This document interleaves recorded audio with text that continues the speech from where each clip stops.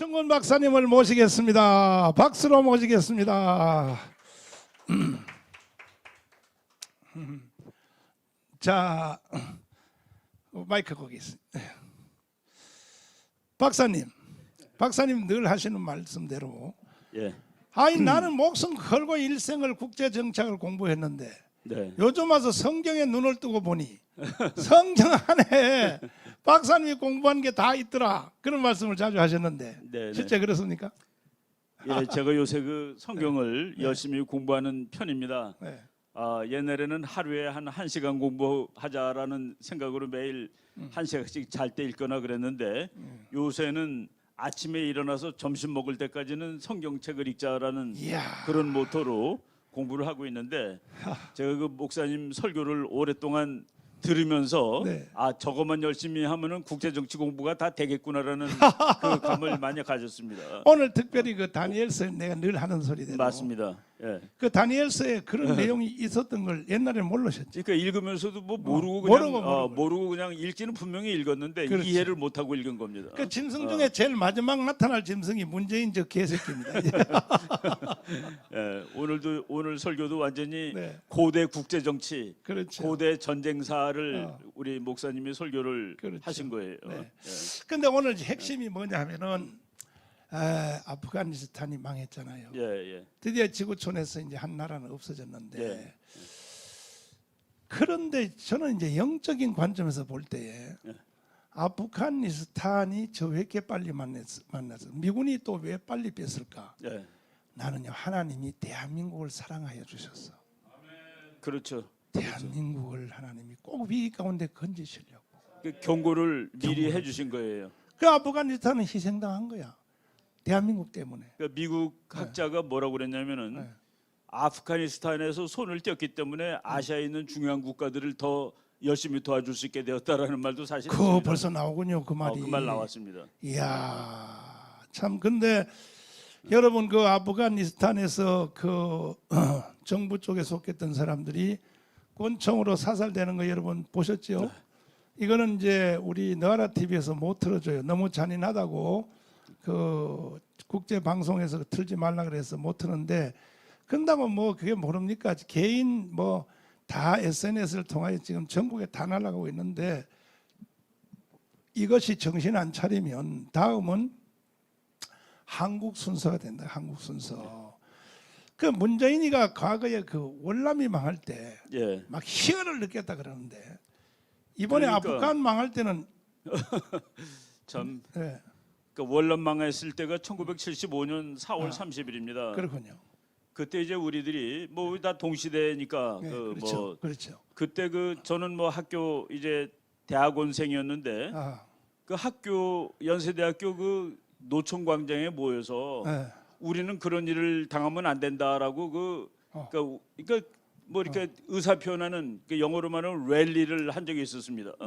그때 이제 우리 그 대학원생들, 우리 대학원 선배님들이 비록 박정희 대통령한테 그 저항하는 사람들이라도 그날만큼은 그래도 모여서 우리나라가 저 월남처럼 공산국가가 되는 그런 일은 안 된다는데 그래도 다 동의했다는 동의했다는 그 저는 뭐 느낌이 확신이 있습니다. 그렇군요. 그런데 나중에 네. 우리랑 비슷한 시대에 살았던 네.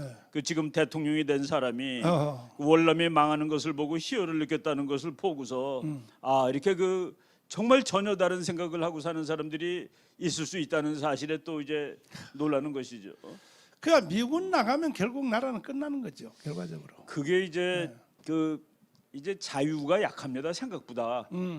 자유, 그러니까 결국은 우리 기독교 신도들은 뭐 그 최후에 제일 강한 사람이 기독교 신자인 것은 그렇죠. 틀림이 없는데 맞아요. 평소에 그 자유주의자들이 약해요. 그 레이건 대통령이 그랬습니다. 자유가 저거 없어지는데 한 세대도 안 걸린다. 아이고야. 항상 지키려고 노력을 할 때야만 지킬 수가 있는 것이지라고 이제 생각을 하는데 네. 그 자유라는 게 그 인간들이 자유롭게 산 거는 사실 그렇게 역사가 길지 않습니다. 정치적으로 우리 목사님 오늘 네. 정말로 그 모든 정부는 다 사탄이익입니다. 사탄적인데 맞아요. 그거를 기독교적인 국가로 만든 미국이 처음으로 맞아요. 모든 보통 평민들도 다 그 자기가 행복을 추구할 권리가 있고 맞아요. 잘 살 수 있는 권리가 있다. 그렇죠. 그래가지고 지구에서 처음으로 보통 사람들한테 생명과 재산과 인권을 보호하는 정부가 생긴 거는 1776년이 처음입니다, 역사에. 그게 이제 국가가 그리스도의 몸이 된 거거든요. 그렇죠. 미국이 지금 오늘 말씀 들으면서 그게 네. 1776년에 미국이고 그렇죠. 1948년에 한국을 목사님이 말씀하신 거라고 제가 맞아요. 들으면서 맞아요. 그렇게 그 이해가 팍팍 되더라고요. 맞아요. 그래서 그 미국이란 나라가 그 자기네 그 자유주의 사상을 세계에 전파시키려 하기 위해서 이제 여기저기 다니는데 바로 이 사탄의 힘한테 이번에 또 진 겁니다. 졌어. 진 거죠. 졌는데 지금 이 아프가니스탄만 보고 우리가 황당해 하는데 그 일이 캄보디아에서도 났고 베트남에서도 났었습니다. 그렇죠. 캄보디아에서는 인구가 850만인 나라인데 150만을 죽입니다. 그 공산주의자가 정권을 잡은 다음에 기가 막혀. 150만을 죽이면서 제가 그 죽인 사람들이 누구냐를 이렇게 다 그 정리를 해본 적이 있는데 네. 첫째 공무원들 다 죽입니다. 공무원. 세상에. 군인들 다 죽입니다. 와. 장사하던 사람들 다 죽입니다. 공산국가가 됐으니까 장사하던 사람은 거기서 못 살거든요. 야. 장사하던 사람들 다 죽이고 그 다음에 지식인을 다 죽입니다. 지식인. 그 지식인을 죽이는데 누가 지식인이냐? 캄보디아는 학벌이 별로 좋지 않습니다. 사람들이 고등학교 제대로 나온 사람들이 그렇게 많이 없어요. 그래서 지식인을 다 죽이는데 대학교 같은 사람은 물론 다 죽이지만은 손을 내보라고 그래갖고 손등이 하얀 사람, 손바닥이 깨끗한 사람을 다 죽였습니다. 세상에. 이거 농사 짓지 않고 일하지 않는 사람이라고 그러고. 야. 그리고 저 종교 믿는 사람들 다 죽이고. 다 죽이고. 그래서 인구의 5분의 1을 죽인 겁니다. 세상에. 5분의 1, 그러니까 850분의 150이니까. 와. 그래가지고 그러고 이제 맨 처음엔 총으로 쏘다가 아하. 총알이 아깝다고 그래가지고 몽둥이로 때려 죽였습니다. 기가 막혀. 그 지금도 캄보디아 가면은 그 대학살을 이제 잊지 않겠다고 그래가지고 몽둥이로 그 사람을 이렇게 때려 죽이는 그런 그 퍼포먼스를 합니다. 그걸 이제 그러니까 잊지 말자고 뭐 기념이 아니라 이제 그 기억하자고. 기가 막혀. 근데 그것이 똑같은 일이 이번에 아프가니스탄에서 또 난 것이죠. 그런데 이 실전적으로요. 실제로 주한미군이 철수가 딱 됐을 때 순수한 우리 한국 군대하고 북한 군대하고 붙으면 누가 이길까요? 그거를 이제 다른 조건 다 빼고 둘 다 열심히 조국을 위해서 싸운다 그러면 그렇지. 당연히 남한이 이기죠. 남한이 이기죠. 당연히 남한이 이깁니다. 무기도 우리가 더 낫고. 무기도 좋고 뭐 총 같은 것도 좋고 북한의 대포가 쏘면은 안 나가는 것들이 많습니다. 그러면 주한미군 철수해도 되겠네요.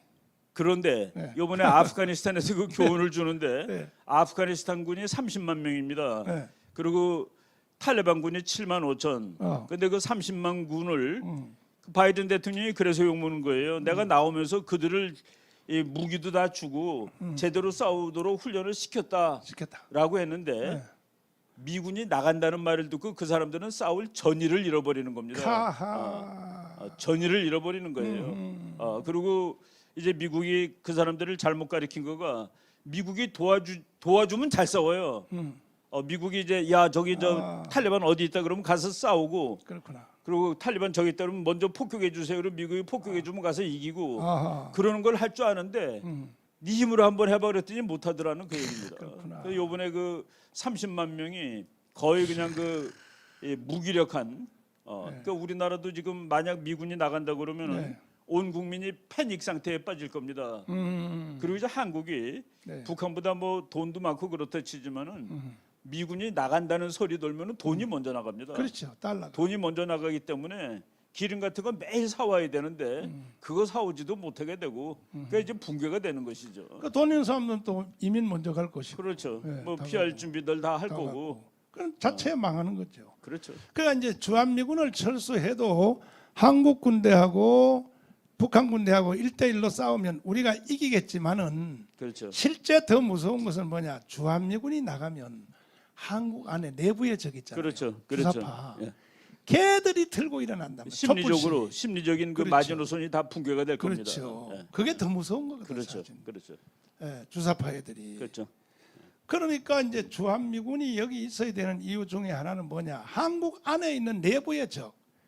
그게 사실은 맞습니다. 지금 그렇잖아요. 주사파들이 네.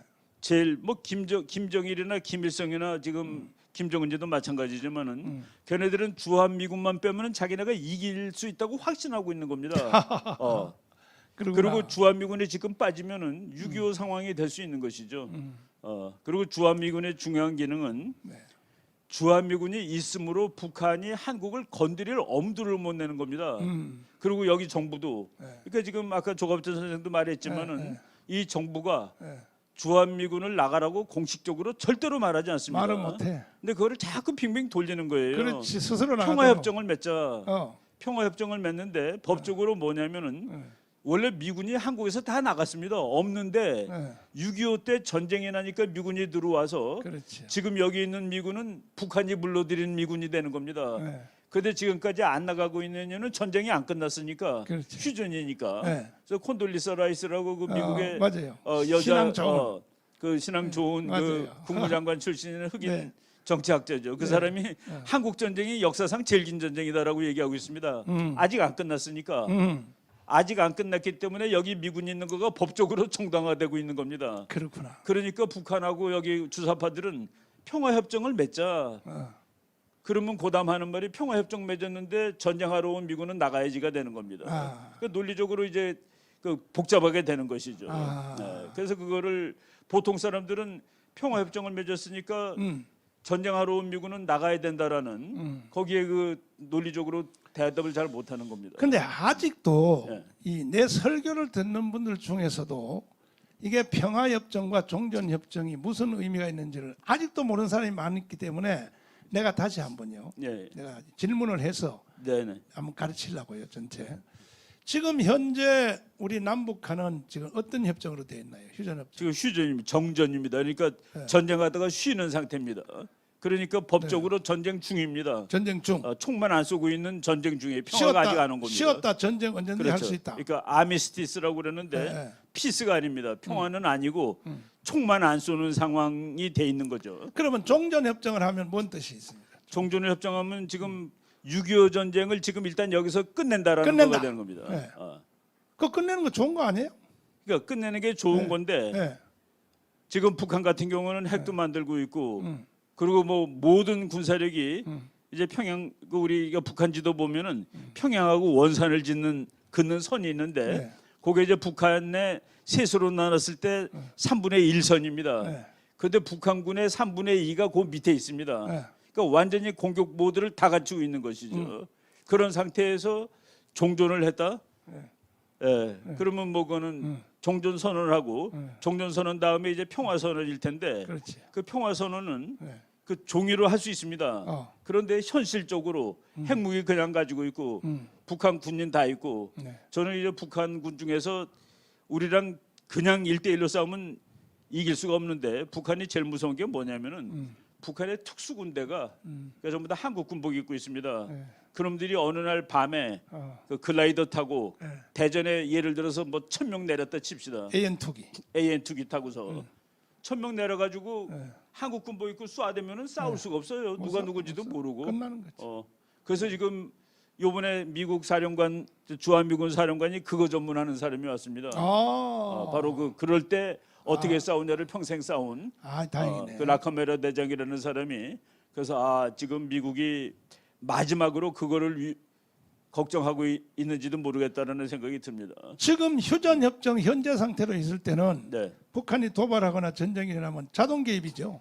현재 미국에 와 있는데 자동 개입으로 돼 있는 거죠. 전쟁이 자동, 그냥 쉬고 있다 개시되는 거죠. 바로 개시되는 그럼요. 거죠. 그럼 종전협정을 했을 경우에 평화협정을 할 경우에는 어떻게 되나요? 그때는 자동 개입이 안 되죠. 미국 이제 국회의 미국이 동의를 받아야지 또. 한미방위 조약이 그냥 있다 하더라도 한미방위 조약에 전쟁이 시작될 때 미국이 어떻게 싸우느냐가 양국이 서로 협의하고 각국의 의회에서 네. 싸우려고. 그래서 이거는 그건 말이 안 돼요. 그 미국 국회 그거 해서 동의 받으려고 그러면 부산까지 가버리죠. 부산까지 가는 거죠. 그래서 절대로 이 휴전협정을 파기하면 안 되고 현재 상태 그대로 가야 된다. 현재 상태 그대로 이제 정말 평화가 올 때까지는 그대로 가야 되는 거죠. 존경하는 우리 성도 여러분들 잘 알아야 됩니다. 그래서 우리 그 이승만 박사가 각국 의회에서 어떻게 할지를 결정한다 해서 한국 정부가 이거 빼달라고 그랬습니다. 이거 가지고서 어떻게 막겠냐, 어떻게 바꿔주면 좋겠냐라고 미국이 얘기하니까 나토처럼 바꿔달라고 그랬습니다. 나토 조약 5조에는 나토 국가가 이제 여러 개가 있는데 그중 1국에 대한 침략은 나토 전체에 대한 침략으로 간주하고 즉각 대응한다라고 되어 있습니다. 그러니까 여의도 국회에서는 세상에 180명 국회의원들이 전쟁이 끝난 지가 벌써 70년 됐는데 왜 그 휴전협정을 가지고 있냐고 해서 종전협정, 그 평화협정을 거기 동의하는 사람들이 지금 180명 지금 그러니까 국회의원들이 그 사람들한테 그 예. 휴전협정이 아니라 한미 상호방위조약 그거 1페이지밖에 안 됩니다. A4. 네. 그거를 자세히 읽어본 사람 양심적으로 손들라 그러면 난 몇 명 들지 모르겠습니다. 없어요. 아무도 그것도 몰라. 안 읽어본 사람들이 그것도 안 읽어본 사람들이. 근데 이제 더 큰 무서운 일은 뭐냐면 문재인 이놈이요. 그렇죠. 미국 국회에다 작업을 했어. 그러니까 이제 미국 국회. 예, 그 한미 방위조약이 6조인데 6조 맨 뒤가 6조가 그 6조 6조가 어떻게 돼 있냐면은 한미 방위조약은 영원히 존재해야 한다라고 써놓고 점 찍고 그다음에 and 오화가 없습니다.